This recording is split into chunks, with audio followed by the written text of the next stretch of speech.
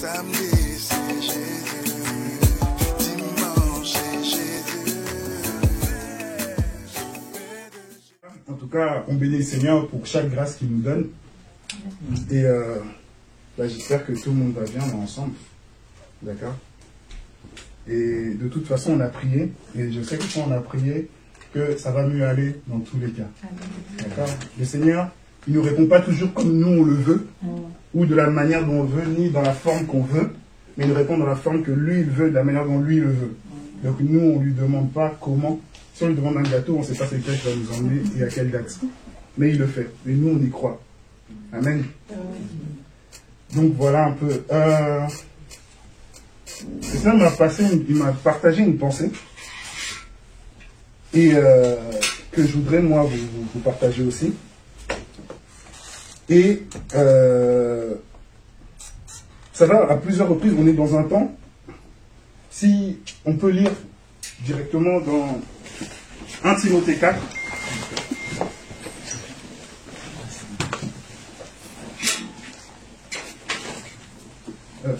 Nadine, je peux faire passer les Bibles. Qui n'a pas de Bible par ici? Non, c'est bon? Ok, tu peux m'en faire passer une, s'il te plaît.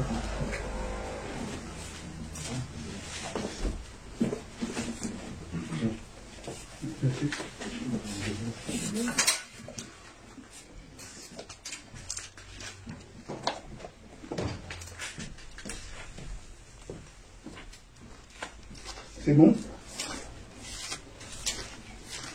Quelqu'un peut nous lire 1 Timothée 4? Non, juste le début.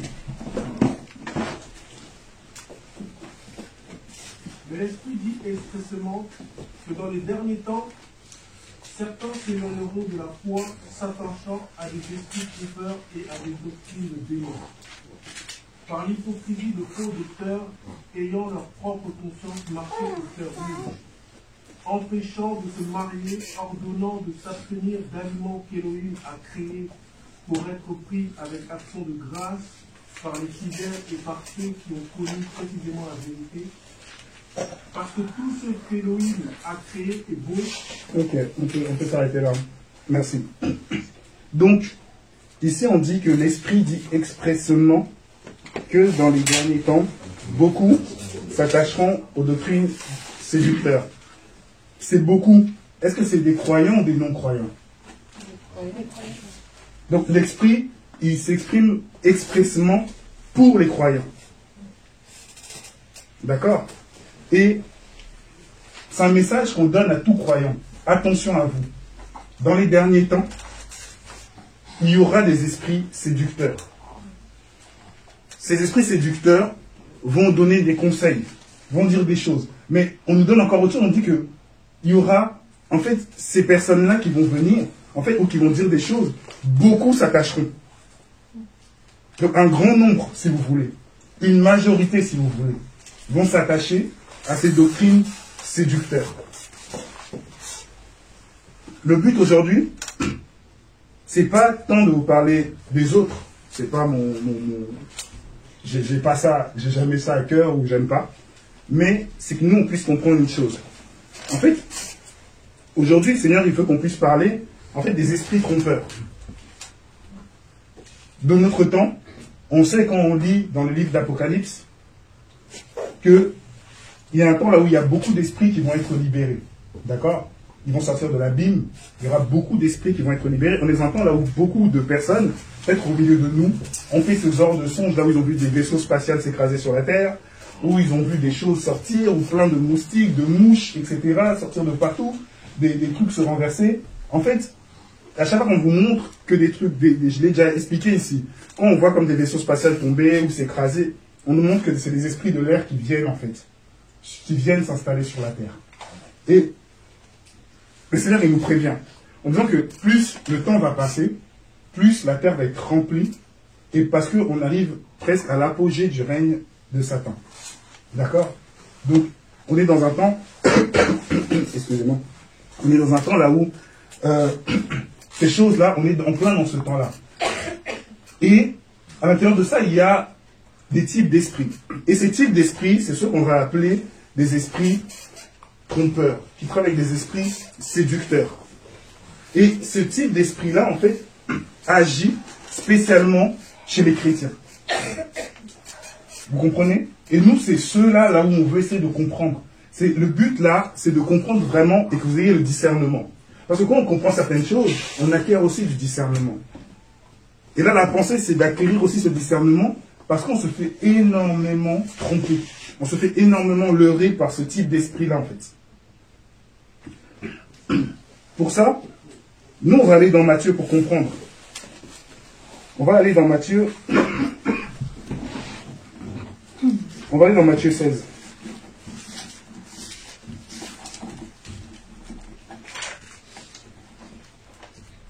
Matthieu 16, verset 23.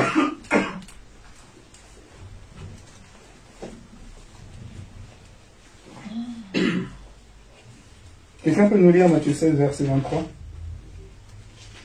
Et après avoir envoyé les foules, Tu peux le dire plus fort? Oui. Je sais, j'en fais. Matthieu 16, 23. Oui, Matthieu, mais il faut lire plus fort, en fait. Ah oui, je vous entends, merci. Bon, Jésus s'est répondu. Mais Jésus s'est répondu à Pierre, arrière de moi, Satan, tu mets en scandale, car tes pensées ne sont pas les pensées de Dieu, mais celles des hommes. Ok. C'était juste cette courte phrase, là où on va voir que Pierre, Jésus, il parle de sa mort et de sa résurrection. C'est l'objet même de la mission d'abord. D'abord, le point capital de la mission. Mais on voit que Pierre, il dit non. En gros, il demande, je paraphrase, il dit au Seigneur, non, tu ne vas pas mourir. En gros, ne va pas dans ta mission. Et à ce moment-là, Jésus lui dit, arrière de moi, Satan, avec tes pensées. Donc, en fait, il discerne que les pensées qui étaient là, même si ça avait l'air bien, si aujourd'hui, je vous dis que le Seigneur, il m'envoie en Syrie, d'accord? Vous savez comment c'est la Syrie, c'est compliqué, c'est là où il y a Daesh et compagnie. Et je dis, le Seigneur, il m'envoie aller évangéliser là-bas. Combien vont se lever en me disant, on n'y va pas? Combien vont me dire, t'es sûr, frère, est-ce que c'est vraiment le Seigneur? Est-ce que c'est vraiment la pensée? Chacun va venir avec la pensée en me disant ça. Mais est-ce qu'à ce moment-là, ça sera la pensée du Seigneur ou ça sera un autre esprit qui sera derrière? Est-ce que vous comprenez? On va encore être dans Matthieu, on va aller dans Matthieu 4.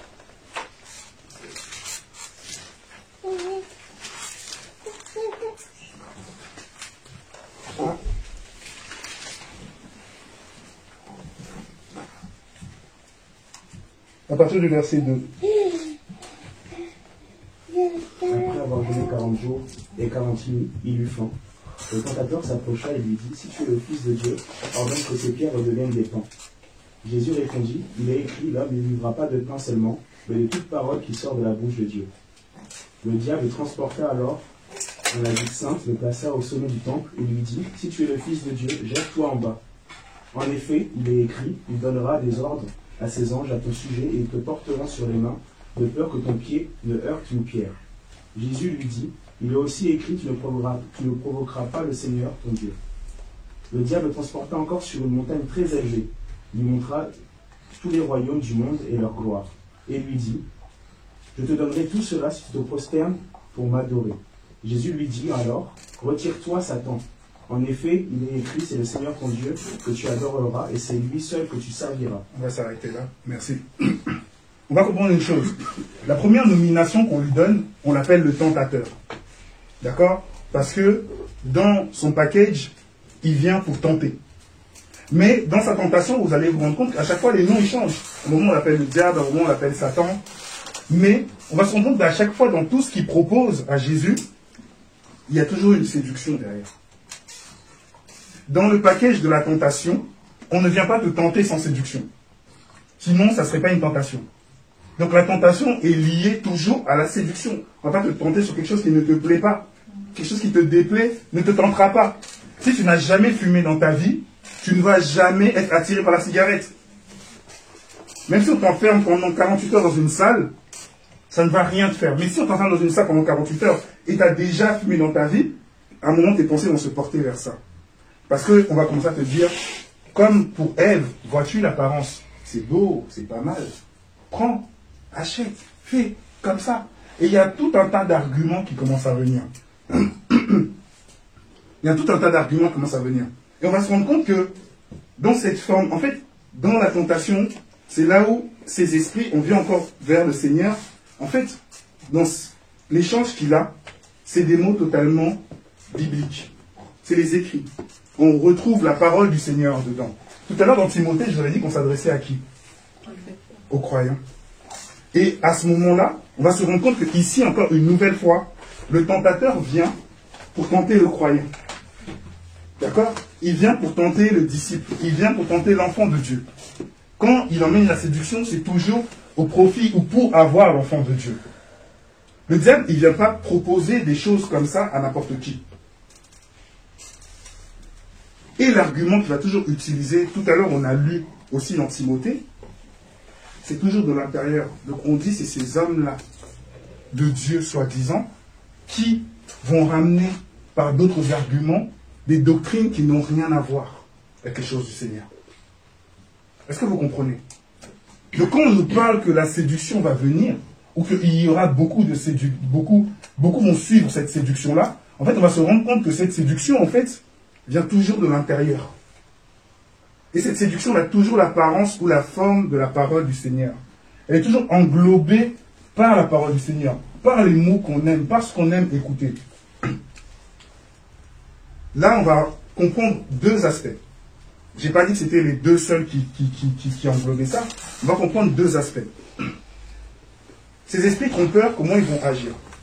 Ils vont agir dans le premier aspect qui va être au niveau de la chair. D'accord? Et ça, nous, on va aller voir ça. Et ensuite, on va aller voir que le deuxième aspect de ces esprits trompeurs, ça va être au niveau de l'esprit. C'est-à-dire que c'est un esprit qui va se faire passer pour le Saint-Esprit. Est-ce que vous comprenez? Et c'est là où nous, on doit comprendre ça. On va aller dans 1 Roi 22.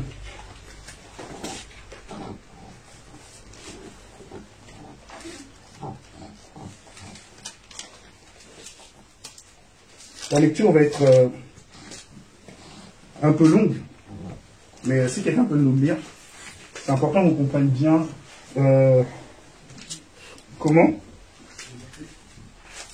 On va tout lire. Ouais, c'est un peu long, mais je te dirai stop si c'est voilà. Et on resta 3 ans. Et on resta 3 ans sans qu'il y eût guerre entre la Syrie et Israël. Et il arriva dans la 3e année que Josaphat, sur d'autres versions, le roi de Juda, descendit vers le roi d'Israël.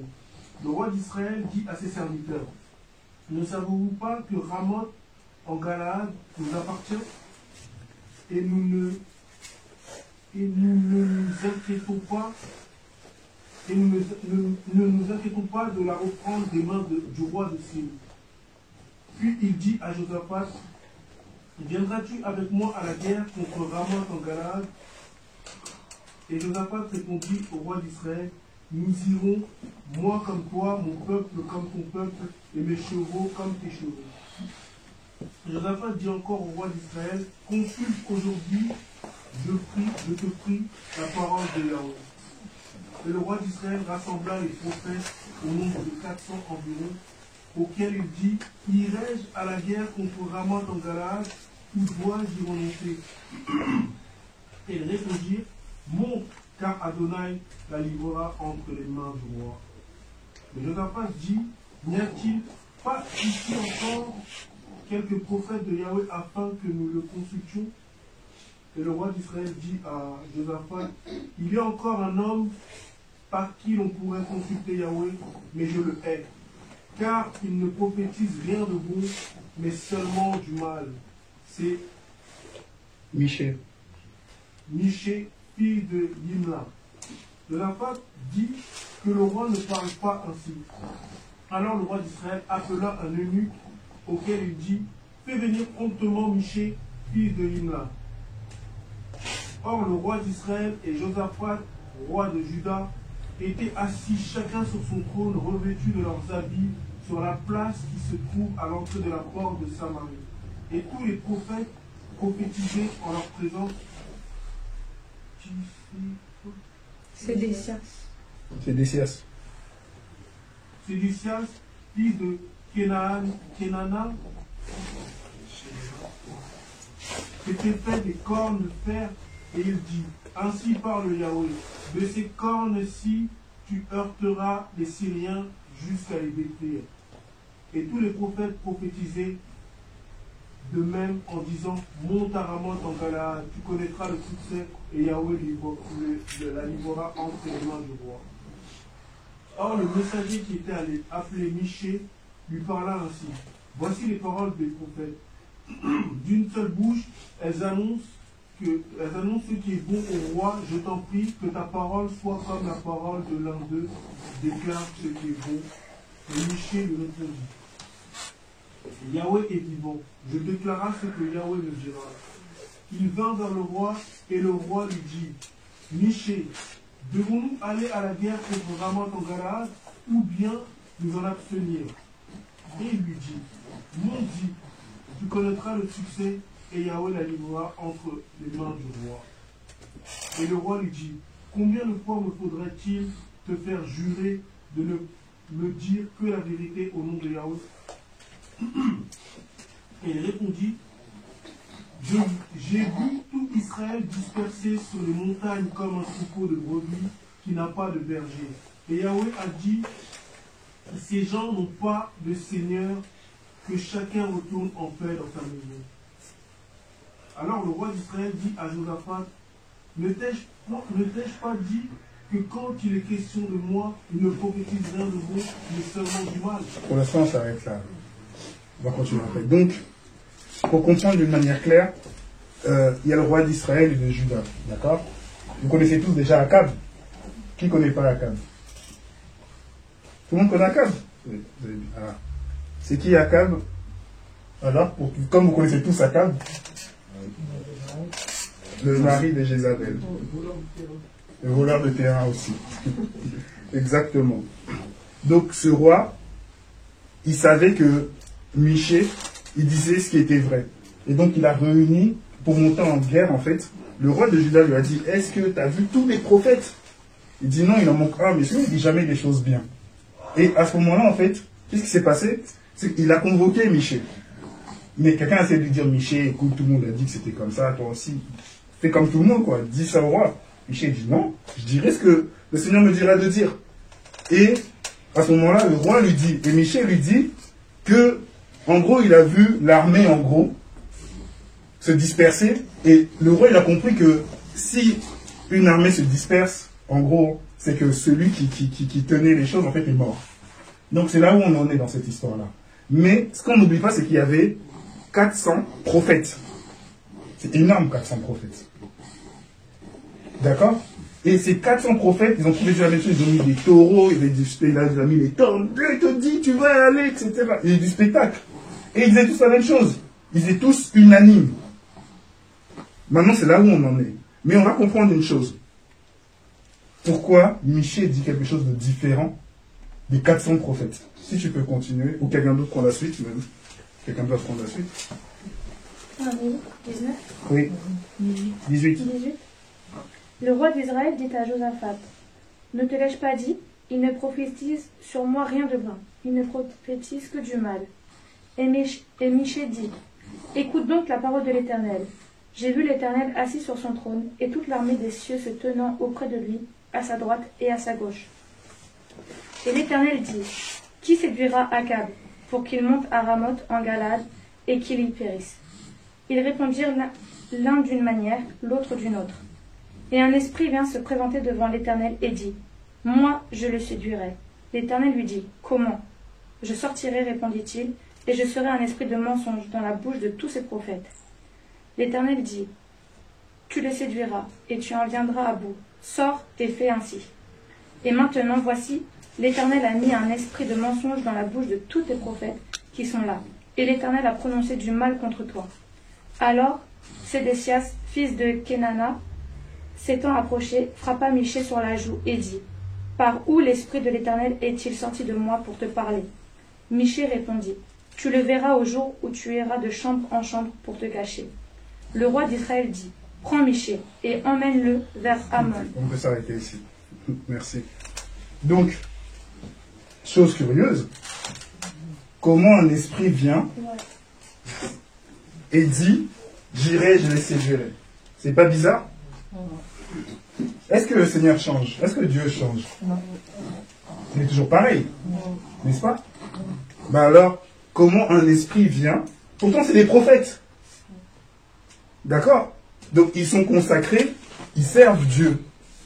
Mais un esprit de mensonge est venu dans leur bouche. Si j'ai bien compris, l'Esprit a demandé à l'Éternel pour être dans la bouche des prophètes, Un c'est ça? esprit de mensonge. Oui, mais c'est l'esprit de Pour mensonge. paraphraser, le Seigneur, il a mis une annonce. Qui va faire tomber la tête d'Akab? Ah, voilà. Et un esprit a postulé. Il a dit, moi, c'est quoi ton plan? Voilà mon plan. Je vais faire mentir tous les prophètes et on va l'attraper comme ça. Ok, vas-y, fais. Mais c'est curieux. Est-ce qu'on connaît ce côté-là du Seigneur? C'est bizarre. C'est surprenant. Déjà, une chose. Akab ne servait pas Dieu. Deuxième chose.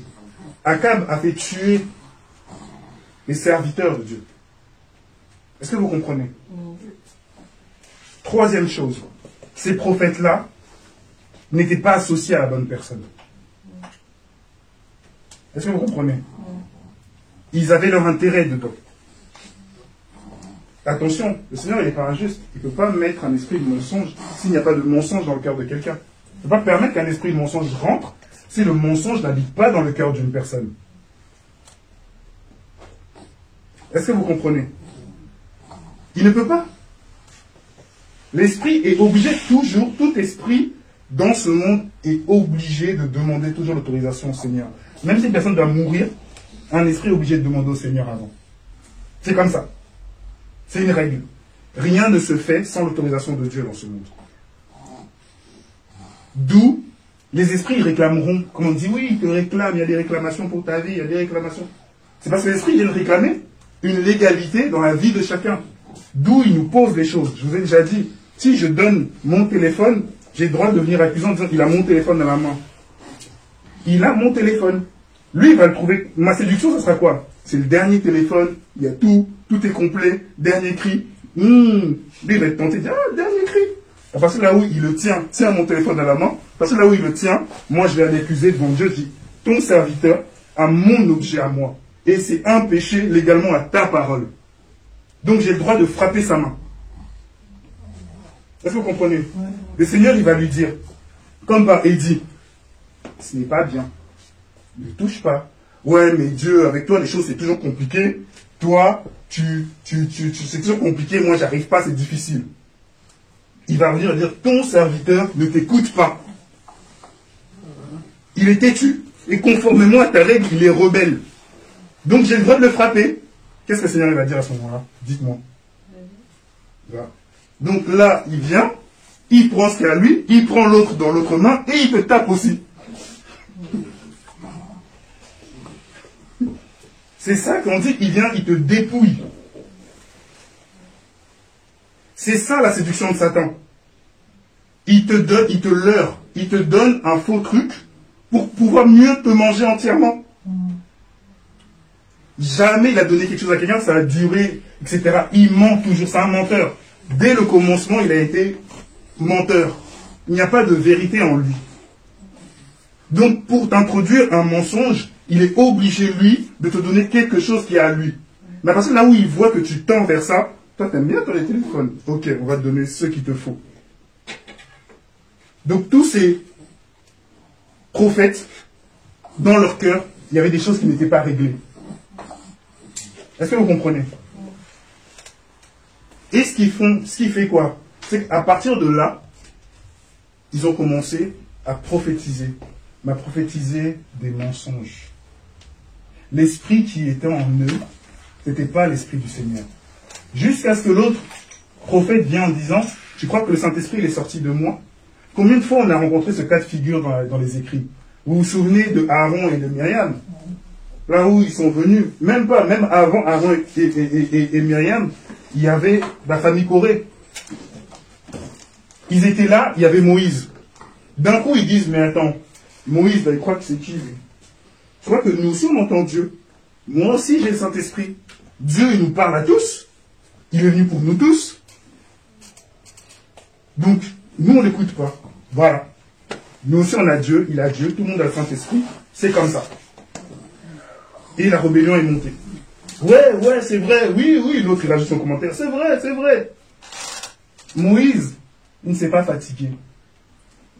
Seigneur, c'est toi qui choisis, c'est toi qui établis. Il a pris le bâton d'Aaron, il a posé. Il a dit, Seigneur, fais un signe. Le matin, le bâton d'Aaron avait fleuri. Mais, les gens, ils étaient toujours têtus. Ils vont dire, ça ne veut rien dire. D'accord, on va se séparer. Ceux qui sont pour Corée, allez là-bas. Ils sont tous allés. Ceux qui sont ici, venez pour Yahweh, venez ici. Ils sont venus. Maintenant, que la terre engloutisse ceux qui n'ont pas suivi les commandements. Toute la famille de Corée, blou, la terre s'est ouverte, ils sont entrés vivants, en dessous dans les entrailles de la terre, et la terre s'est refermée. Tout le monde a paniqué. On est pour Moïse. C'est pas seulement le seul incident. Aaron et Myriam, pareil. Ouais, lui, je crois que nous aussi on parle. Moi, j'ai prophétisé. Moi, j'ai même fait une chanson qu'on a traversé la mer Rouge. Tout le monde a chanté. Ouais, Myriam chante, prophétesse. Elle avait tout. Aaron, il dit, moi, sacrificateur. T'as vu ma tenue? En plus, on est les grands frères, les grandes sœurs de Moïse. Quand le Seigneur il a entendu, quoi? Il a dit, appelez-moi Aaron, Myriam, dans la tente. Tout de suite. C'était tout de suite. Et Moïse, ils sont présentés. Oui, Seigneur. Le Seigneur, il fait encore dit, mais vous savez de qui vous parlez? Vous parlez de mon serviteur Moïse. Il n'y a pas plus humble que lui sur toute la terre. Et il est fidèle dans toute ma maison. Aaron, il avait oublié que c'était lui qui avait fait le veau d'or. Vous comprenez? Il a eu des pertes de mémoire un peu des fois que c'était lui qui avait fait le veau d'or. Il a oublié. Parce qu'il fallait que Moïse y revienne pour que ses esprits reviennent dans sa tête. Et à ce moment-là, le Seigneur a frappé de lettres Myriam. Moïse a encore pleuré. Non, Seigneur, il dit, bon, elle reste 7 jours à l'extérieur et après elle reviendra. Et on pourra partir. Attention. Il faut faire attention. Il y a des esprits qui font toujours, qui miment le Saint-Esprit. Les prophètes, là, pensaient qu'ils marchaient sous l'inspiration du Seigneur. Est-ce que vous comprenez? Ces esprits séducteurs, ils agissent dans quoi? Ils ne vont pas s'attaquer à tes finances, ils ne vont pas s'attaquer à ton emploi, ils ne vont pas s'attaquer à ça, ils vont s'attaquer à ta vie spirituelle. Ces esprits, ce qui les intéresse, c'est d'éteindre ton feu. En fait, ils te remplacent par un feu étranger. Tu as un feu, hein, mais ce n'est pas le bon feu. Sinon, on n'appellerait pas ça feu étranger. C'est comme il existe, on dit que Christ était la bonne lumière, la vraie lumière, la véritable lumière. C'est-à-dire qu'il existe des fausses lumières. Ça, vous comprenez? C'est-à-dire que ça brille, tu vois aussi que ça attire, mais ce n'est pas la véritable lumière. Le feu, pareil, c'est-à-dire que tu touches, ça fait la même chose. Mais sauf que c'est un feu étranger.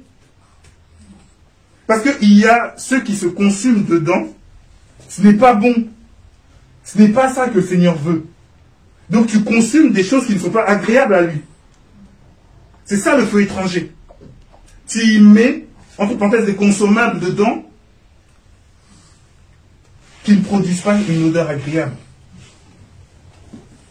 Donc l'ennemi va s'évertuer à quoi? À bâtir ou à te ramener un feu étranger. Donc beaucoup de chrétiens vont créer leur chrétienté. Beaucoup de chrétiens vont créer leur manière de marcher. Beaucoup de chrétiens vont créer leur manière avec de l'orgueil. Moi, j'ai le Saint-Esprit. Le Saint-Esprit, il donne à tous. Je suis comme ça. Moi, je prie. Moi, j'ai des visions. De toute façon, on va lire ça après. Moi, j'ai des ci, j'ai ça. Mais c'est pas le Saint-Esprit. C'est pas le Saint-Esprit qui te parle, c'est pas le Saint-Esprit qui te guide, c'est pas ça. C'est difficile, on se dit, mais comment, Seigneur? Comment on peut savoir? Comment eux, ils pouvaient savoir? Ça part d'abord du cœur. Si une personne, je vous le dis très sincèrement, même s'il a du mal, si une personne cherche la sanctification, faire au Seigneur, elle cherche le Seigneur il aiderait, il ne laissera jamais tomber. Mais si une personne ne recherche pas ça, elle va récolter autre chose. On ne cherche pas Dieu parce que Dieu c'est une banque. C'est pas ça.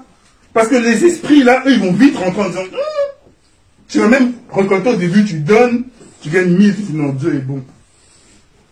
Mais après, tu es déjà séduit. Tu es déjà à côté de la plaque.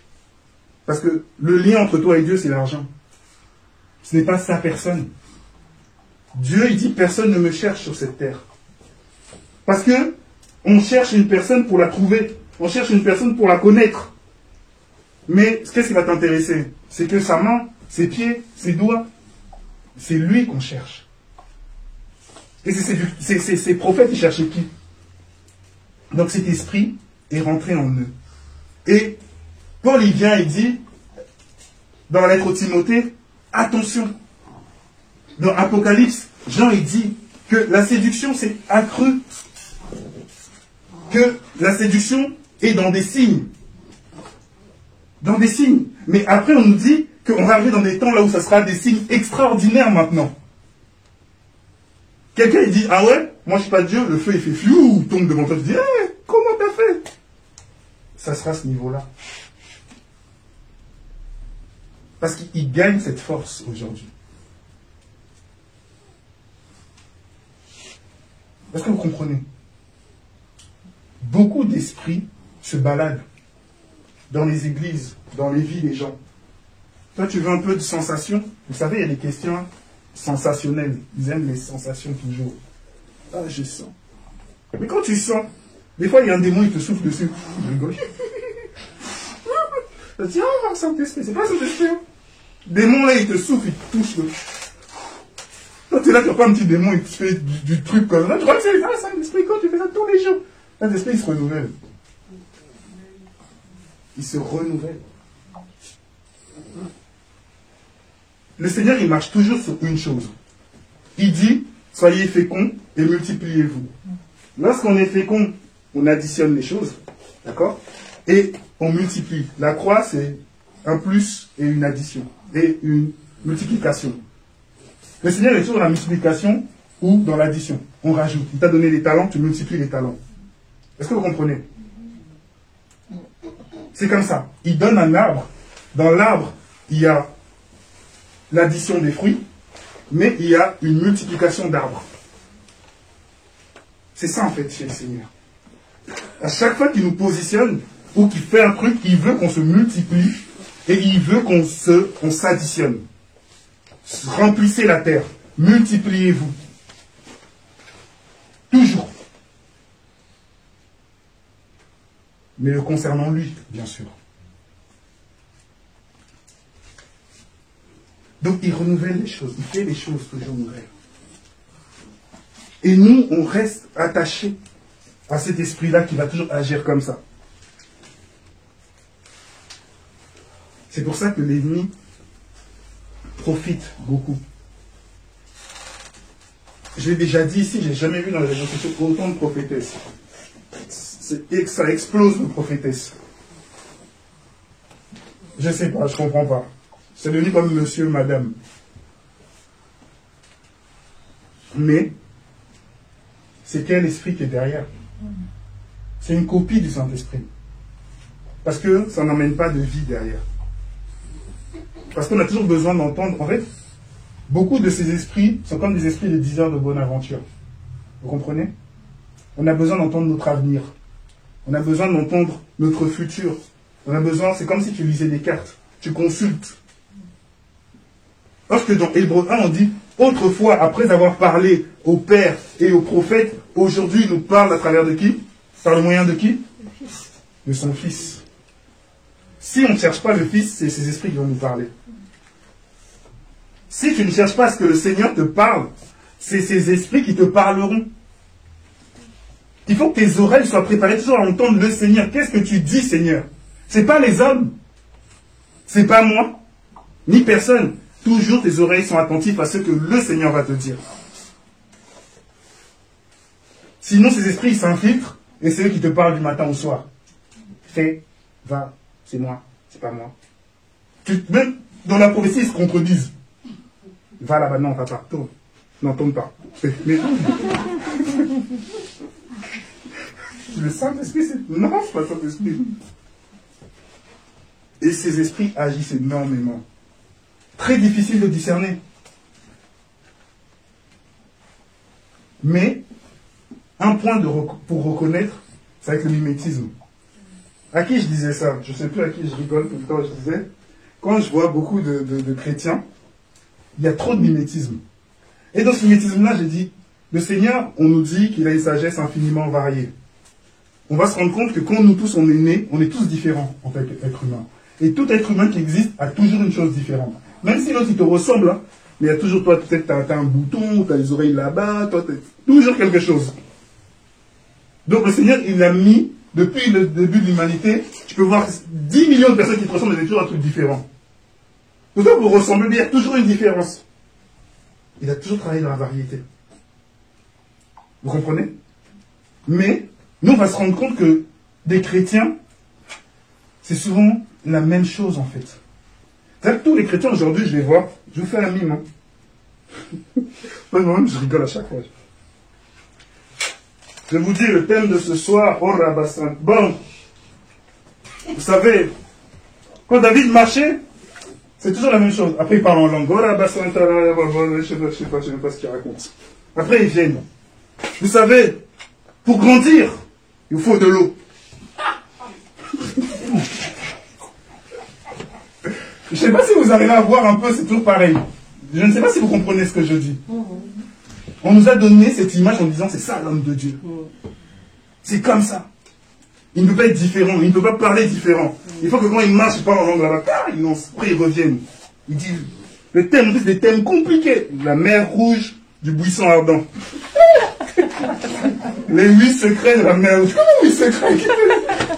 Tous des thèmes, tu dis non, ça. Je sais pas qui leur donne des titres. Même moi, je cherche des titres des fois. Là, les gens disent non, la mer rouge du buisson ardent, j'ai jamais entendu parler. C'est normal, ça n'existe pas. Donc, c'est pour ça que c'est important de discerner. Mais, je vais vous ramener encore plus loin, comme ça on va comprendre. Combien ces esprits sont dangereux? Les anges. Est-ce qu'ils ont été trompés? Les anges, ils vivaient auprès de qui? Si les anges ont été trompés, vous pensez que nous, c'est quoi alors? Est-ce que vous comprenez? Les anges qui vivaient déjà là-bas, ils étaient déjà près du Seigneur, eux-mêmes ont été trompés. Même ceux qui étaient près du Seigneur, parce qu'il y a toute catégorie, tout type d'anges, ils ont été trompés. Mais je vais vous dire une chose. Cet esprit, il n'y a que le Seigneur qui nous dira. Et c'est que en priant, en disant Seigneur, garde-moi de ça. Je vous dis la réalité. Hein. Si un esprit comme ça a trompé les anges, des vagues d'anges qui est revenu encore, les a encore trompés, des hommes, des femmes, des hommes de Dieu, des femmes de Dieu qui sont passés, on n'est pas meilleurs.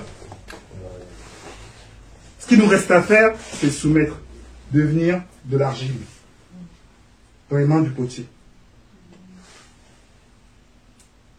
Vous comprenez? On est face à ça.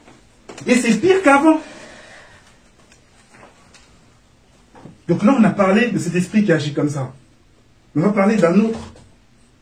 On va aller voir notre ami Jérémie.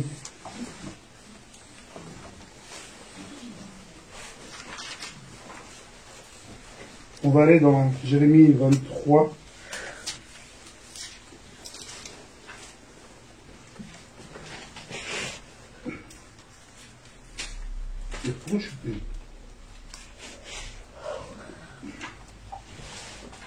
Jérémie 23, à partir du verset... attendez 2 secondes.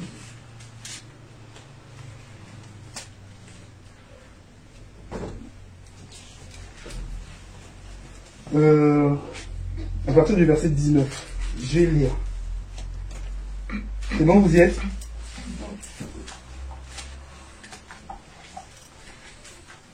Donc, ça dit, c'est la tempête de l'Éternel, sa colère. Non, je vais prendre comme ça. C'est la tempête de l'Éternel, sa colère éclate. C'est une tempête tourbillonnante qui fond sur la tête des méchants. La colère de l'Éternel ne se calmera pas tant qu'il n'aura pas agi et mis à exécution les projets de son cœur. Dans l'avenir, vous en comprendrez le sens. Je n'ai pas envoyé ces prophètes. Pourtant, ils se sont précipités. Je ne leur ai pas parlé. Pourtant, ils ont prophétisé. S'ils avaient assisté à mon conseil, ils auraient pu transmettre mes paroles à mon peuple, le faire renoncer à sa mauvaise conduite, à la méchanceté de ses agissements. Suis-je un Dieu qui ne considère que les réalités proches, déclare l'Éternel. Ne suis-je pas un Dieu qui voit aussi de plus loin? Quelqu'un pourrait-il se dissimuler dans des cachettes sans que moi je ne la voie, déclare l'Éternel. Est-ce que je ne remplis pas le ciel et la terre, déclare l'Éternel. J'ai entendu ce que disaient les prophètes qui annoncent des faussetés, comme si cela venait de moi, en disant, j'ai eu un rêve. Jusqu'à quand ces prophètes auront-ils à cœur de prophétiser des faussetés, de prophétiser des supercheries de leur invention? Ils veulent faire oublier mon nom à mon peuple, par les rêves qu'ils se racontent les uns aux autres, tout comme leurs ancêtres ont oublié mon nom au profit de Baal. Que le prophète qui a reçu un rêve le raconte, et que celui qui a reçu ma parole la rapporte fidèlement. Pourquoi ajouter de la paille au blé, déclare l'Éternel. Ma parole n'est-elle pas comme un feu, déclare l'Éternel, comme un marteau qui pulvérise la roche? Voilà pourquoi j'en veux aux prophètes qui se volent mutuellement mes paroles, déclare l'Éternel. J'en veux aux prophètes qui remuent leur langue pour imiter une déclaration solennelle de ma part, déclare l'Éternel. J'en veux à ceux qui prophétisent à partir de rêves pleins de fausseté, déclare l'Éternel. Ils les répètent et ils égarent mon peuple par leurs mensonges et par leurs vantardises. Moi, je ne les ai pas envoyés, je ne leur ai pas donné l'ordre. Ils ne sont vraiment d'aucune utilité à ce peuple, déclare l'Éternel. Si ce peuple, un prophète ou encore un prêtre te demande, quel est le message de l'Éternel, tu leur diras, est-ce le message, je vous abandonnerai, déclare l'Éternel, et le prophète, le prêtre ou le membre du peuple qui prétendra avoir reçu un message de l'Éternel, j'interviendrai contre lui, contre sa famille. Vous demanderez chacun à son prochain, chacun à son frère. Qu'a répondu l'Éternel? Qu'a-t-il dit? Mais de messages de l'Éternel, vous n'en mentionnerez plus. En effet, la parole de chacun sera un fardeau pour lui, puisque vous avez changé la parole du Dieu vivant, de l'Éternel, le Maître de l'univers, notre Dieu. Voici ce que tu diras au prophète. Que t'a répondu l'Éternel? Qu'a-t-il dit? Et si vous prétendez encore avoir reçu un message de l'Éternel, alors voici ce que dit l'Éternel. Puisque vous présentez telle parole comme un message de l'Éternel, alors que j'ai envoyé quelqu'un vous dire de le faire, à cause de cela, je vous oublierai et je vous abandonnerai, vous et la vie que je vous ai donnée à vous et à vos ancêtres. Je ferai naître en vous un sentiment continuel de honte, de regret qui ne s'oublie pas.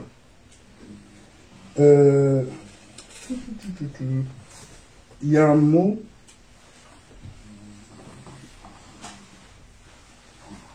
C'est pas les mêmes versions. Pas du tout. C'est vraiment décalé. Hein. Ouais. Ok. Dans d'autres versions, ce qui va nous intéresser ici, c'est qu'il va nous parler que c'est un sujet qui vient de leur rêverie et de leur cœur. Qui a ça, cette version-là?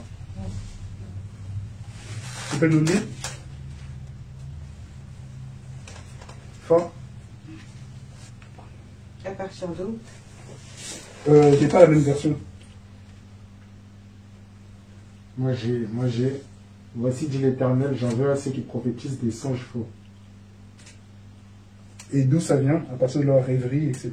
Qui racontent et qui égarent mon peuple par leurs mensonges et par leur témérité. C'est verset combien? 32 pour moi. Quelqu'un a quelque chose d'autre dans le verset 32? Moi j'ai 31, verset 31. Voici, dit l'Éternel, j'en veux aux prophètes qui prennent leur propre parole et la donnent pour ma parole. Ok. Bon, c'est pas très grave. C'est pas très grave. En fait, ce qui se passe ici, c'est qu'on va se rendre compte que il y a le désir de notre cœur. Il y a l'esprit de notre chair qui peut lui aussi parler, vouloir parler de la part du Seigneur. Est-ce que vous comprenez? Le désir de notre cœur ou notre chair peut nous montrer aussi des songes, selon ce que nous on veut.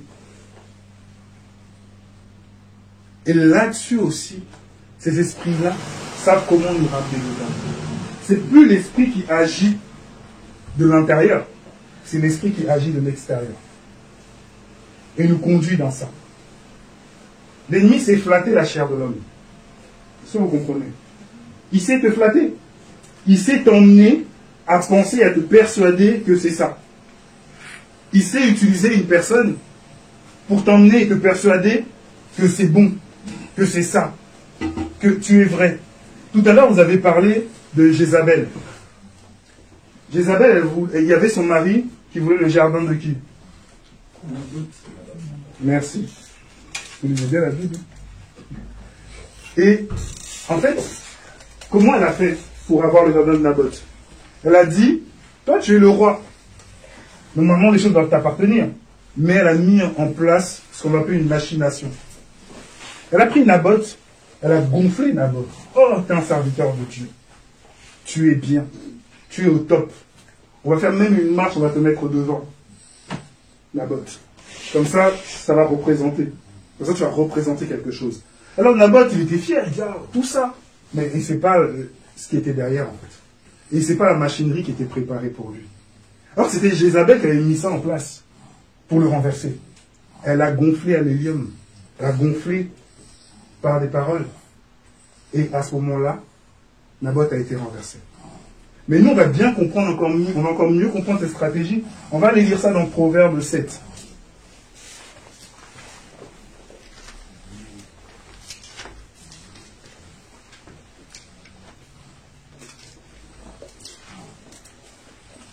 Quelqu'un a trouvé? Verset combien? Tu peux lire le verset 2 pour voir. Retiens mes commandements et tu vivras. Garde mon enseignement comme la prunelle de tes yeux. Okay. Continue jusqu'au bout. Attache-les sur tes doigts, écris-les sur la table de ton cœur. Dis à la sagesse, tu es ma sœur, et appelle l'intelligence ton ami, pour qu'elle te préserve de la femme étrangère, de l'inconnu au discours flatteur.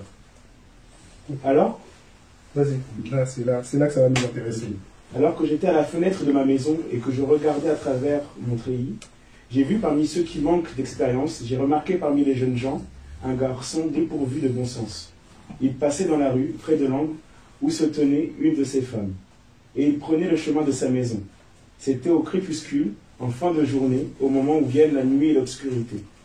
La femme est venue à sa rencontre, habillée comme une prostituée, la ruse dans le cœur. Elle était bruyante et sans pudeur. Ses pieds ne tenaient pas en place chez elle. Tantôt dans la rue, tantôt sur les places, à tous les carrefours, elle était aux aguets. Elle l'a agrippée et embrassée, et d'un air effronté, lui a dit « Je devais un sacrifice de communion. Aujourd'hui, j'ai accompli mes vœux. Voilà pourquoi je suis sorti à ta rencontre pour te chercher, et je t'ai trouvé. J'ai orné mon divan de couverture de tissu en lin d'Égypte. J'ai parfumé mon lit de myrrhe, d'aloès et de cinnamome. Viens, enivrons-nous d'amour jusqu'au matin, livrons-nous aux jouissances de la passion. En effet, mon mari n'est pas à la maison. Il est parti pour un voyage lointain. Il a pris la bourse avec lui. Il ne reviendra à la maison qu'à la pleine lune. Elle l'a attiré à force de persuasion. Elle l'a séduit par la flatterie de ses lèvres. Il s'est tout à coup mis à la suivre, pareil au bœuf qui va à la boucherie, au fou qu'on attache pour le corriger, jusqu'à ce qu'une flèche lui transperce le foie. Il était pareil à l'oiseau qui se précipite dans un piège sans savoir que c'est au prix de sa vie. Et maintenant, mes fils, écoutez-moi et soyez attentifs aux paroles de ma bouche. Que ton cœur ne se tourne pas vers les voies d'une telle femme. Ne t'égare pas dans ses sentiers. En effet, elle a fait beaucoup de victimes. Ils sont nombreux, tous ceux qu'elle a détruits. Sa maison, c'est le chemin du séjour des morts qui descend vers les chambres de la mort. Ok, merci beaucoup. Donc, ici, on va se rendre compte que c'est un jeune garçon qui marche dans la rue. Ce jeune garçon, ça nous représente dans notre marche. Et En fait, cette femme prostituée, c'est ce qu'on va appeler la séduction. D'accord? C'est ce qui vient. Mais on va se rendre compte, en décrivant ça, que il dit, il passait dans la rue, près de son oncle, marchait sur le chemin de sa maison. Tu marches vers le ciel. D'accord? Tu vas vers chez toi. Tu marches vaillamment, tranquillement. Tu es content. Mais voici qu'une femme va à sa rencontre, ayant les vêtements d'une prostituée et de la ruse dans le cœur.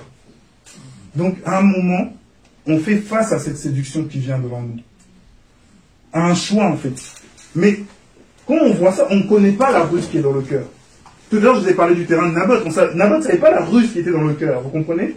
Mais il y a une ruse qui est derrière le cœur. Il y a un plan qui est dessiné, en fait, derrière. L'ennemi, il dessine toujours un plan. Il ne met jamais rien. Même si ça met 5 ans, dans les 5 ans, le plan, il faut qu'il arrive au bout. C'est ça que le Seigneur, il nous garde énormément. On dit, dans le psaume, il s'assoit autour d'une table, il complote. Il complote. Ensuite, on voit qu'elle était bruyante et rebelle. Donc, on voit qu'il y a quelque chose qui ne va pas. Ça fait du bruit. Ces choses-là, c'est des choses, c'est pas discret. Le Seigneur, il travaille souvent dans l'humilité. Vous vous souvenez de Élie, lorsqu'il a vu un tremblement de terre, lorsqu'il a vu un feu passer, mais il a entendu une voix toute douce, et il a reconnu que c'était le Seigneur. Il est arrivé dans une grotte, il voit le feu, boum, il voit un tremblement de terre, il voit des choses, mais il voyait que ce n'est pas Dieu, tout ce qui se passait. Mais qu'il a entendu un vent léger, une brise douce qui passait. Il a dit là, il est là. Et il a mis en fait son châle. C'est la même chose, cette femme, elle vient avec du bruit. Elle vient en faisant trembler la terre. Vous avez, voyez-moi, regardez ci, ça. C'est pas le Seigneur. Attention, ce qui est trop gros qui arrive, ça sent jamais trop bon. Est-ce que vous comprenez? Quand le Seigneur a commencé son ministère, il n'a pas commencé en faisant plein de bruit. Hein. Qu'est-ce qu'il disait aux gens? Va et le dis à qui? À personne. Quand le Seigneur il priait pour quelqu'un, est-ce qu'il se montrait devant tout le monde toujours? Il interdisait les gens, il dit ne dis pas ce que j'ai fait. Est-ce que vous comprenez? Mais aujourd'hui, les gens font du bruit partout. Chacun veut montrer qu'il sait plus que l'autre. Chacun veut montrer qu'il est haut. Quand il y a eu des apôtres, il y a eu des super apôtres, il y a eu des archibishops. Donc c'est toujours monté en grade de c'est pas Dieu. Jamais un serviteur de Dieu pourra même se donner un titre comme ça. Moi je suis archi. Déjà il est déjà à côté. Est-ce que vous comprenez? Parce que celui qui sert Dieu, il est toujours comme une poussière. Et on dit que celui qui veut être grand, soit comment? Donc ça, on montre qu'il a le fruit du Seigneur. Mais si lui-même, il vient déjà étant grand, c'est mort. C'est mort. Ou lui-même, il est déjà dans la séduction, ou c'est lui-même le séducteur. Est-ce que vous comprenez? Jésus n'a jamais fait sa promotion, c'est les autres qui ont fait. Les foules qui suivaient, ils disaient, ah, t'as entendu, ah bon, viens. Ouais, il regarde 1000 personnes derrière qui marchent, mais qui êtes-vous? Mais il savait, c'était son rôle. 5000 personnes, il traverse l'eau, il devait même fuir les gens. Vous comprenez? Cette femme, on dit, tantôt dehors, tantôt sur les places. Elle était en embuscade dans les coins des rues. Donc en fait, on la rencontre partout. Où que t'ailles, elle est comme ça, elle se cache. Elle sort. T'attrapes là-bas. Partout. Ça, il faut vous rendre compte. Tu peux être comme ça, oui, j'ai fait attention. Et à un moment, elle va sortir en embuscade. Ça va piéger. Son but, c'est de nous piéger. Tu vas dans les places, elle est là. Tu vas dans les rues, elle est là. Elle est compliquée, elle. Hein. Tu sais de fuir, elle veut t'empêcher d'aller dans ta maison. Et ensuite, on nous dit quoi? Elle le saisit. Donc, c'est-à-dire qu'elle t'attrape. Elle sort de nulle part. Quand elle t'attrape. Et elle l'embrassa. Elle l'embrassa et avec une face forte. Elle l'embrasse et elle commence à lui parler. Donc, elle l'attrape. Donc, c'est-à-dire que quand dans son truc, si déjà elle t'attrape, si toi tu ne sais pas faire, tu mets un coup de poing, un coup de tête, c'est fini. Elle t'embrasse. D'où il faut être attentif. Parce que son but, c'est d'être en embuscade et de t'attraper. Quand tu es dans ses griffes, c'est fini. Là, elle t'embrasse. Quand elle t'embrasse, c'est-à-dire qu'elle te communique quelque chose. C'est-à-dire qu'il y a une alliance qui se fait. Est-ce que vous comprenez? Embrasser, c'est une alliance. Donc, il y a une alliance qui se fait. Et on dit, avec une force lui dit, j'ai chez moi des sacrifices d'offrande de paix. J'ai aujourd'hui accompli mes vœux. C'est pourquoi je suis sorti à ta rencontre pour rechercher ta face et je t'ai trouvé. Donc, elle spiritualise la rencontre. Elle spiritualise la chose. Vous savez, je mets cette parenthèse, combien j'ai rencontré de chrétiens, de chrétiennes, disant, j'ai rencontré quelqu'un, gloire au Seigneur. Est-ce que cette personne craint le Seigneur? Non, mais elle prie un peu. Est-ce que vous comprenez? Elle prie un peu, ou des fois, ou de temps en temps, ou parfois, ou la personne croit un peu, ou on trouve toujours un peu, toujours un petit, ouais, elle a vu un film de Jésus avec moi. Toujours le petit truc pour amener cette notion-là de spiritualité. Mais c'est ça, en fait, dans cette femme. J'ai fait mes vœux. J'ai fait mon rite. C'est bon. Maintenant, je suis là pour toi. Je m'offre. Et cet homme, il se sent unique. Il se sent l'élu. Il est choisi parce que c'est lui l'exceptionnel. C'est lui le héros dedans. Est-ce que vous comprenez? La séduction nous fait sentir être à part. La séduction nous fait sentir être à part. Quand tu es séduit, on te met en haut pour te faire tomber bien, bien bas.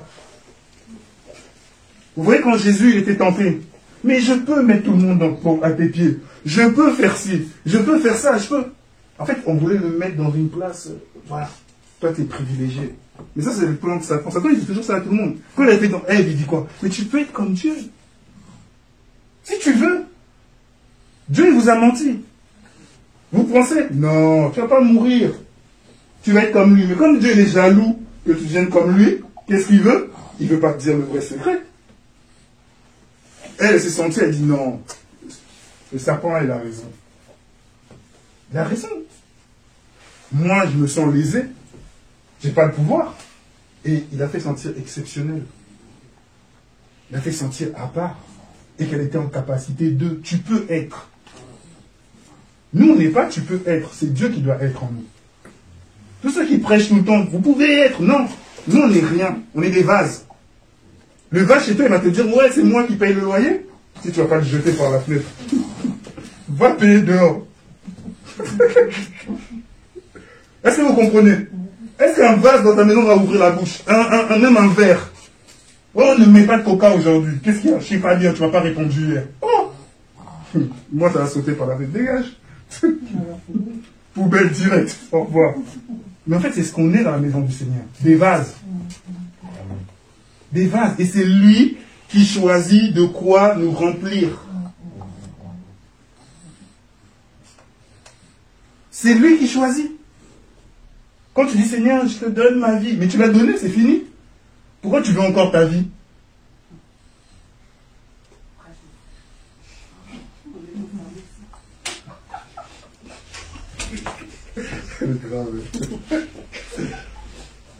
Mais en tout cas, attention à cette femme.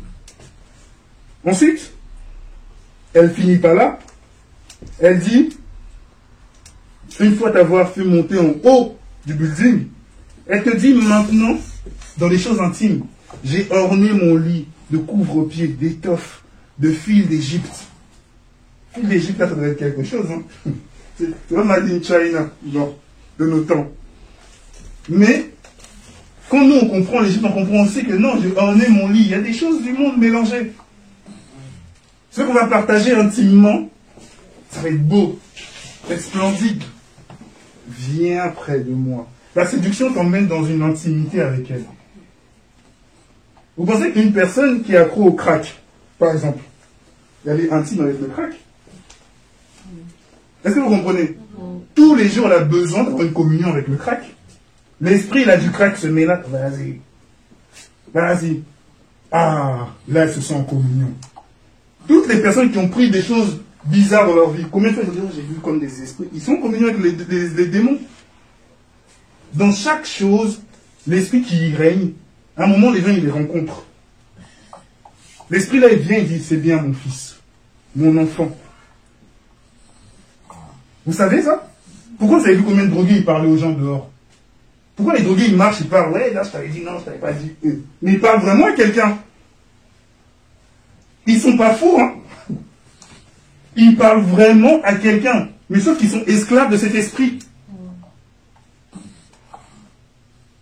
Les gens fous, ils ne sont pas fous. C'est cet esprit qui les a rendus esclaves d'eux. Donc ils sont obligés d'obéir à cet esprit, qui crée en eux des manques, qui crée en eux des dépendances, qui crée en eux toutes ces choses. C'est cet esprit. Parce que là, il est rentré maintenant dans le lit avec cet esprit-là, pour enfanter les choses mauvaises. Donc, j'ai aspergé ma couche de myrrhe, d'aloès, de cinnamon. Viens, enivrons-nous d'amour jusqu'au matin. Faisons-nous plaisir avec l'objet aimé. Mon mari n'est pas là. Il est parti pour un voyage lointain. Donc, l'esprit de séduction te montre bien qu'il te fait rentrer dans une relation adultère. Mais l'adultère, c'est toi vis-à-vis du Seigneur. Le but de ces esprits, une fois qu'on est éloigné du Seigneur, une fois qu'une personne est éloignée du Seigneur, elle vit une relation adultère avec le Seigneur. Mais sauf qu'elle n'a pas fini encore son travail. On dit, il a pris dans sa main un sac d'argent. Au jour de la pleine lune, il viendra dans sa maison. C'est-à-dire que tu es dépouillé en fait après. Le but, l'objectif de cet esprit, avec ces belles paroles, c'est de dépouiller la personne. De lui enlever ce qu'elle avait. Il a perdu sa destination, il a perdu sa route, il a perdu son temps, il a perdu tout ce qu'il avait. Mais l'apparence qui était là devant lui, ça faisait rêver. Ça donnait envie. C'est pour ça que le Seigneur il nous dit, attention au désir de vos cœurs. Proverbe 26, 28, 26 nous dit que l'homme qui écoute son cœur est fou, est stupide. L'homme qui écoute son cœur est fou, stupide. On nous explique que c'est de notre cœur que vient le meurtre, l'adultère, toutes ces mauvaises choses. Mais c'est ce que Satan nous propose, afin que ton cœur fasse des choix. Et que tu marches selon ton cœur et non selon la foi. Elle est là la réalité. Nous, on n'est pas des gens qui écoutons notre cœur. On écoute le Saint-Esprit qui habite en nous. Parce qu'on cherche constamment sa voix. On cherche constamment la communion avec lui. Parce qu'il n'y a pas une personne dans cette salle qui n'a pas pleuré à cause des décisions de son cœur. Des mauvaises décisions de son cœur. Bon, mis à part la petite. Il n'y a pas une personne ici, là où son cœur ne l'a pas trahi. Mais là où son cœur ne l'a pas menti. Là où son cœur lui dit, le cœur est inconstant, il est instable. Il n'y a pas une personne ici qui a regretté les choix de son cœur. Qui a dit à son cœur, mais pourquoi? Pourquoi j'ai fait ça? Et on dit, elle le détourna par l'abondance de sa manière de persuader. Et l'entraîna par ses lèvres flatteuses. La flatterie, attention.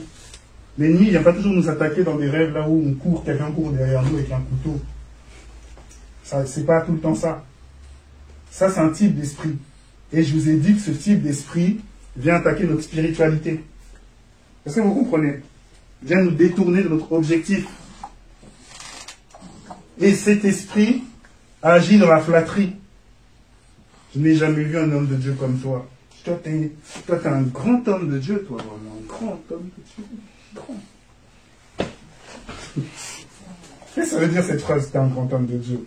Tu vois, quelqu'un me sort ça, je lui montre Paul, il était en prison. Je lui montre Jean, il était en prison. Regarde les grands hommes de Dieu. Jérémie, prison. L'autre, décapité. Regarde, c'est ça les grands hommes de Dieu. Pardon, laisse-moi être petit. petit homme. C'est des blagues. Tu es un grand homme. Un grand homme, c'est quoi? Je vais porter toute la terre. C'est des paroles flatteuses. Parce qu'une personne à qui on dit ça, elle a l'impression qu'elle a une mission qu'elle-même seule peut accomplir, c'est l'élu. Il n'y a qu'un élu, c'est Jésus. Un seul élu, c'est Jésus. Il faut enlever ça de la tête. Personne n'est un héros ici. C'est Jésus notre héros. Et par lui, et en lui, nous devenons des héros de la foi. Parce qu'on résiste au monde et à ses attraits. L'héroïsme agit dans la résistance au monde. C'est pas parce que tu as sauvé des vies, c'est quand tu arrives au ciel, tu as dit « j'ai franchi la ligne ». Là, tu deviens un héros. Parce que tu as vaincu le monde. Est-ce que vous comprenez? Tellement que sur quelqu'un en lutte ici, ils disent « ah, ça c'est vraiment un héros ». Oui, tu peux m'acclamer, tu as réussi. Quand quelqu'un a vaincu le monde, pourquoi les gars au ciel, il ne va même pas être intéressé de revenir une seconde sur la terre? Même s'il a laissé 40 enfants, il dit pardon, qui se débrouille. Qui se débrouille. Déjà arrivé ici, c'est dur. Vous voulez que je retourne pour qui encore? Pardon. Et c'est les héros de la foi. C'est ça l'héroïsme.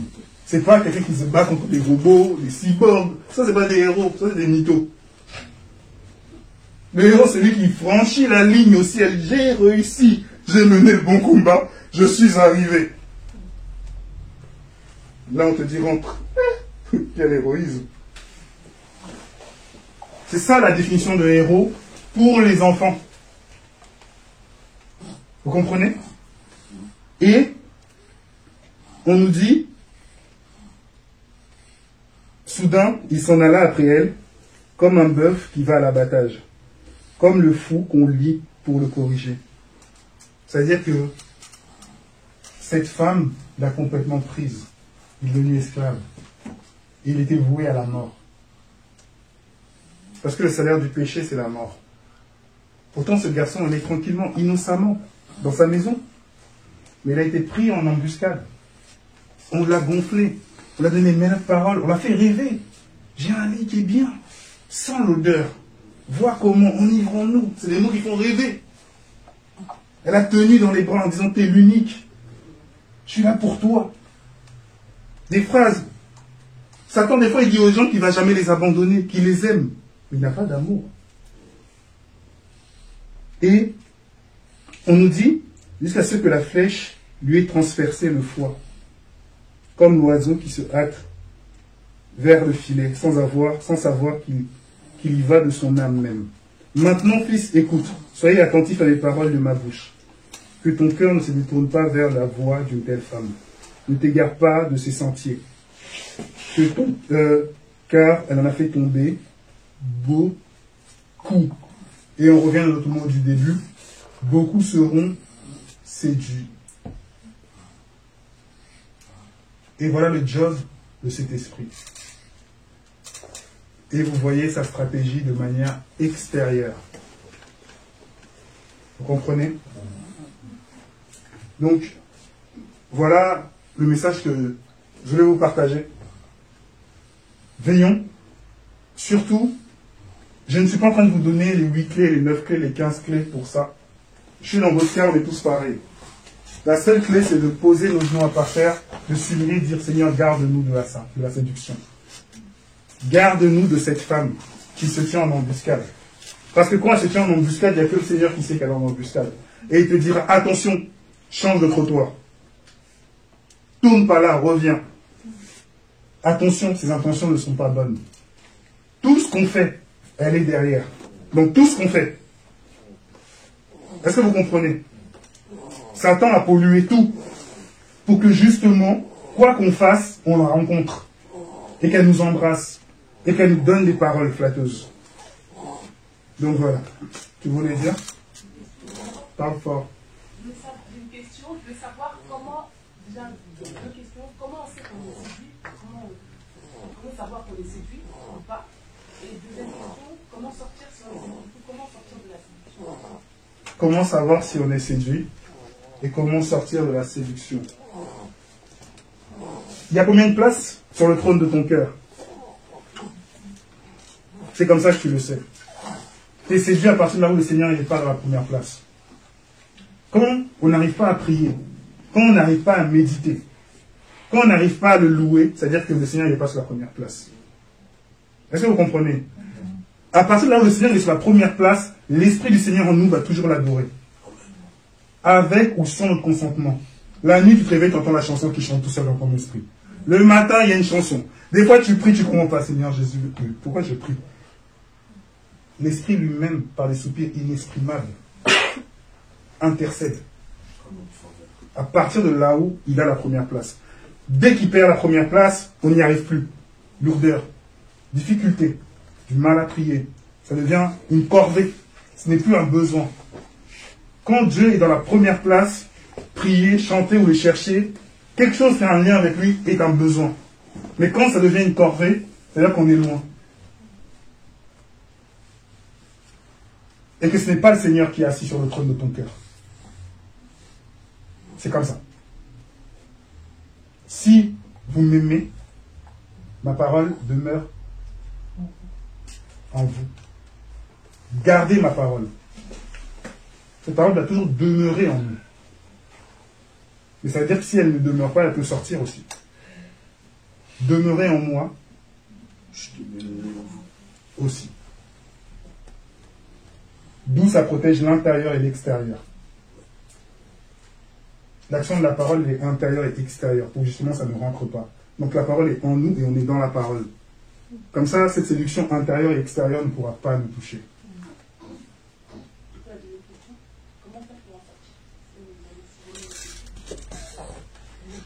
Ça aussi c'est simple.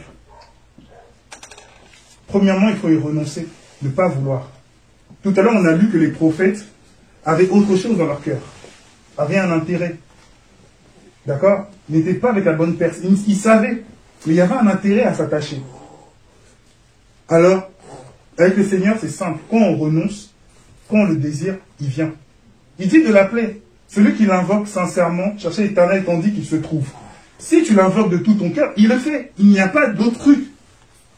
À un moment, chacun de nous ici, on a crié à Dieu. Et il est venu. Il n'y a pas d'autre recette. Mais si tu cries et qu'il ne vient pas, c'est-à-dire que tu n'es pas sincère. C'est-à-dire que tu ne veux pas lui donner la première. Lui, il vient que quand la première place lui est ouverte. Hein. Est-ce que vous comprenez?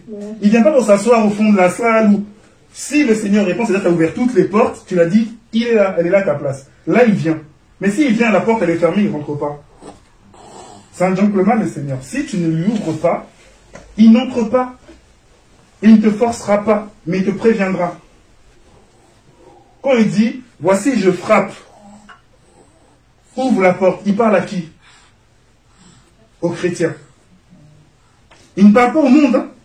Nous, des fois, on donne des flyers, voici, je frappe à ta porte. Non, il parle aux chrétiens. Le Seigneur, il est hors de son église. Il ne parle pas au monde. C'est pour ça que je vous disais ça. L'esprit, là, il ne s'attaque pas au monde, il s'attaque d'abord aux enfants. Et les chrétiens, ils parlent aux chrétiens. Ils parlent quand il leur dit, vous êtes ni chaud, ni froid, ni bouillon. C'est les chrétiens. Il dit, je suis à la porte, je frappe, je souperai avec toi. Et c'est aux chrétiens qui parlent.